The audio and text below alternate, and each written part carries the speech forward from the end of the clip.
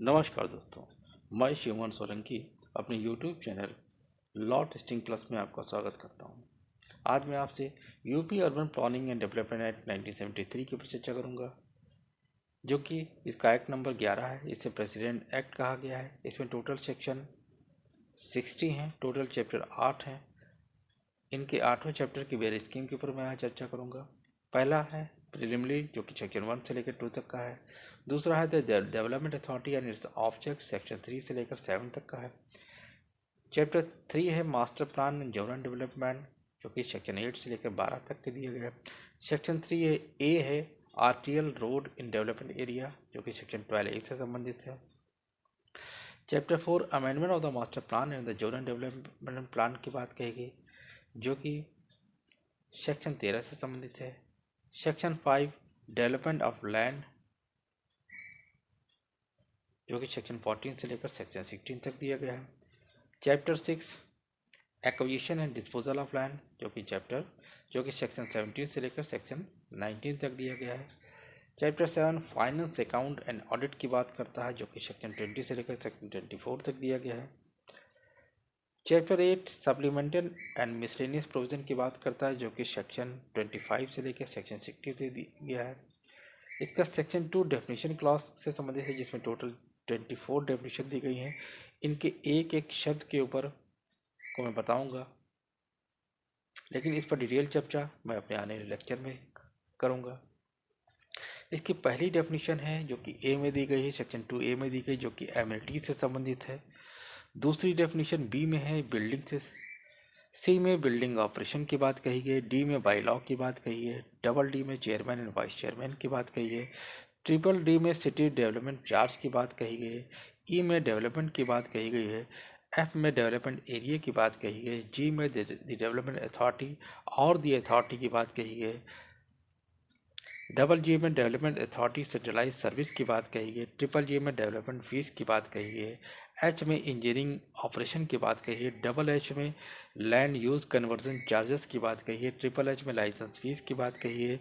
आई में means of access की बात कही गई। डबल आई में म्यूटेशन चार्जेस की बात कही है। ट्रिपल आई में प्राइवेट डेवलपर की बात कही है। जे में रेगुलेशन की बात कही। के में रूल्स की बात कही है। डबल के में स्टॉकिंग चार्जेस की बात कही है।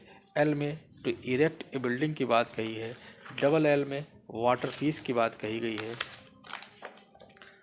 और एम में जोन की बात कही है। एन में लैंड की बात कही है। इसके बाद मैं सेक्शन 4 के ऊपर चर्चा करूंगा। सेक्शन 4 विकास प्राधिकरण से संबंधित है। विकास प्राधिकरण का गठन कौन करेगा? विकास प्राधिकरण का गठन राज्य सरकार करेगी। कैसे करेगी? अधिसूचना के द्वारा करेगी। राज्य सरकार अधिसूचना के द्वारा इस अधिनियम के प्रयोजन के लिए विकास क्षेत्र के लिए प्राधिकरण का गठन कर सकेगी, जो कि विकास प्राधिकरण कहलाएगा। इसे क्लास 2 में बताया गया है कि प्राधिकरण एक निगमित निकाय होगा, यानी कॉर्पोरेट बॉडी होगा।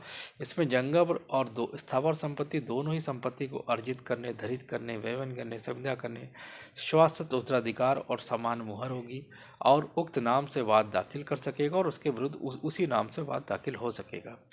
क्लास 3 में बताया गया है प्राधिकरण के विकास क्षेत्र के संबंध में, जिसमें नगर पालिका का संपूर्ण या कोई भाग शामिल है, जिसमें निम्नलिखित सदस्य होंगे। अध्यक्ष और उपाध्यक्ष, जिसकी नियुक्ति राज्य सरकार करेगा। राज्य सरकार के उस विभाग से जिसमें तत्समय विकास प्राधिकरण से संबंध कारोबार का संविहार किया जाएगा, उसके बाहर अध्यक्ष सचिव। राज्य सरकार के वित्त विभाग का भार साधक सचिव पदेन। मुख्य नगर एवं देश नियोजक उत्तर प्रदेश जल निगम का प्रबंध निदेशक पदेन। मुख्य नगर अधिकारी पदेन। प्रत्येक जिले का जिसका कोई भाग विकास क्षेत्र में शामिल किया गया है, जिला मजिस्ट्रेट।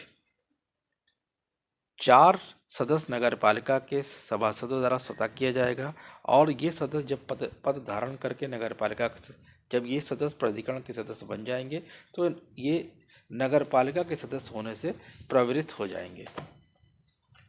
राज्य सरकार का 3 से अधिक सदस्यों का नॉमिनेट करना। क्लास 4 में बताया गया है उपाध्यक्ष की नियुक्ति पूर्णकालिक होगी। क्लास 5 में बताया गया है उपाध्यक्ष प्राधिकरण की निधियां, वेतन और भत्ते से प्राप्त करने का अधिकार होगा। सेवा शर्तें राज्य सरकार सामान्य या विशेष आदेश के द्वारा निर्धारित किया जाएगा। क्लास 6 में बताया गया उपधारा 3 के ग तथा घ के मामले में उप सचिव बैठक में भाग ले सकेंगे, और ड के मामले में नगर नियोजन से अनिम्न श्रेणी के जो अधिकारी होंगे वो भाग ले सकेंगे। और खंड 4 यानी कि उपधारा 3 के खंड 4 के मामले में अधीक्षण अभियंता से अनिम्न श्रेणी के अधिकारी जो होंगे बैठक में उपस्थित होने के लिए प्रतिनियुक्ति कर सकेगा और नियुक्त अधिकारी की कार्रवाई में भाग लेने और मत देने का अधिकार होगा। क्लास 7 में बताया गया उपधारा 3 में वर्णित विकास क्षेत्र से भिन्न विकास क्षेत्र के संबंध में अध्यक्ष उपाध्यक्ष और सदस्य 5 से लेकर 11 तक हो सकेंगे। नगर पालिका परिषद एवं अधिसूचित क्षेत्र समितियों से कम एक सदस्य होंगे। राज्य सरकार सामान्य विदेश आदेश के द्वारा अवधि निबंधन शर्तें निर्धारित कर सकेगी। उपाध्यक्ष और प्राधिकरण के पदेन सदस्य के अतिरिक्त अन्य सदस्य राज्य सरकार को संबंधित त्यागपत्र हस्तांतरित व पद त्याग कर सकेंगे। त्यागपत्र स्वीकार होते ही पद को रिक्त माना जाएगा। क्लास 8 में बताया गया है प्राधिकरण का कोई कार्रवाई या कार्य रिक्त की विधिमानता तथा उसके गठन के कारण अवधिमान नहीं होगी। तो ये आपने देखा कि आज मैंने आपसे उत्तर प्रदेश नगर नियोजन विकास अधिनियम 1973 की बियर स्कीम के ऊपर चर्चा की। इसके डेफिनेशन में कौन के शब्दों को डिफाइन किया गया उसके विषय में मैंने बताने का प्रयास किया। और इसके क्लास 4 जिसमें विकास प्राधिकरण के बारे में बताया गया है, इसमें क्लास 1 से लेकर क्लास 8 तक के दिए गए हैं जिसके विषय में मैंने डिटेल चर्चा की।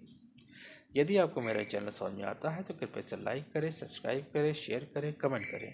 उत्तर प्रदेश नगर नियोजन विकास अधिनियम 1973 के अन्य सेक्शन के ऊपर मैं अपनी आने वाले लेक्चर सीरीज में चर्चा करूँगा। तब तक के लिए जय हिंद, जय भारत।